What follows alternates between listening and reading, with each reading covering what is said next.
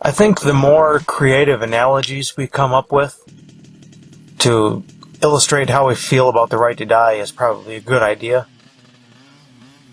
I think if we can illustrate the idea for other people who are against it, maybe they'll start to see it our way. I suppose it depends on how extreme of an example we can think of, I thought of a fun one the other day where a loaf of bread, I'll call it the loaf of bread analogy, or just the bread analogy, I guess.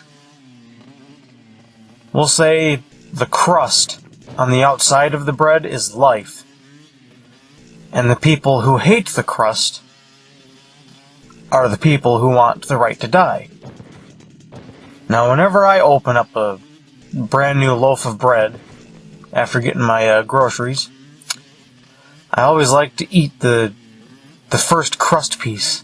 I just grab the crust piece and I eat it just the way it is, dry, And then the slices of bread after, I actually use for like sandwiches or bread and beans or whatever.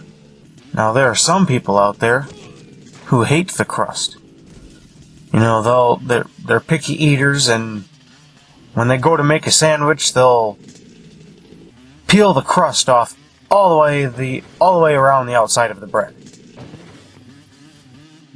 That way they only get the bread, no crust, and then they just make their sandwich or whatever. They eat it. Okay, now to me, that sounds absolutely silly. To me, it seems silly to be that picky that somebody would want to scrape the crust off when I love the crust pieces. But that doesn't give me the right, to grab that person's face, force their mouth open, and then just grab the dry crust piece of bread and shove it down their throat, right? If I did that, wouldn't that be assault? And that escalated quickly, didn't it? Kind of like mental health treatment does. You go around telling people you're a picky eater, you don't like having crust on your bread, and now everyone says, oh, you are mentally ill. You need to see a therapist and a psychiatrist, and you need to be on medication.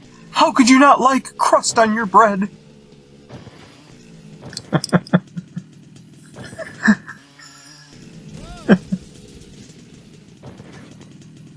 How can you not like crust on your bread, you mentally ill person? You make us sick. Go to the hospital.